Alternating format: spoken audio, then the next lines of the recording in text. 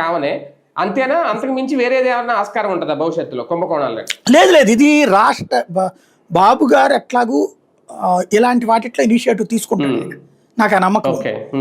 గ్రామీణ ప్రాంతాల్లో ఇంటర్నెట్ సేవలకి ఇప్పుడు ఆల్రెడీ ఉన్నోళ్ళు కానీ వీళ్ళు దీన్ని దుర్వినియోగం చేయకుండా ఉంటే బెటర్. ఎందుకంటే ఇదివరకు కేబుల్ నెట్వర్క్లు ఈ ఫైబర్ నెట్ వచ్చాక కేబుల్ ఆపరేటర్లను వేధించి వాళ్ళ నుండి 10% కనెక్షన్స్ లాగా అట్లాగే ఇప్పుడు ఇంటర్నెట్ వాళ్ళని ఏడిపించకుండా వాళ్ళకే వీళ్ళు కొంత డబ్బులు ఇచ్చి వాళ్ళ చేతనే హై స్పీడ్ ఇప్పిస్తే ఇప్పుడున్న సర్వీస్ ప్రొవైడర్ల ద్వారానే. ఎందుకంటే కేబుల్లో డబ్బులు తగ్గాక ఇంటర్నెట్ వైపుకి వచ్చేసారు కేబుల్ ఆపరేటర్లు చాలా వరకు. వాళ్ళకి ఇది ఇస్తే రూపాయి బాగుపడతారు. చంద్రబాబు గారి పేరు చెప్పుకుంటారు.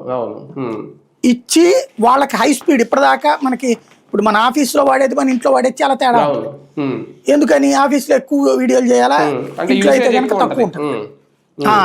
ఇప్పుడు ఆ ఎక్కువ యూసేజ్కి సరిపడినటువంటి టెక్నాలజీ పల్లెటూళ్ళలో ఇచ్చారనుకోండి పండగ అది ఆ దిశగా కేంద్రం అడుగులు వేస్తుంది. ఇది గ్రామీణ ఆర్థిక వ్యవస్థకు ఊతం. ఇప్పుడు నేను నా హైదరాబాద్లో చూసా, మన సోషల్ మీడియాలో వస్తుంటది, మీరు చూస్తూ ఉండండి. చాలా మంది గృహిణులు అదేది క్లౌడ్ కిచెన్ పెట్టేస్తున్నారు.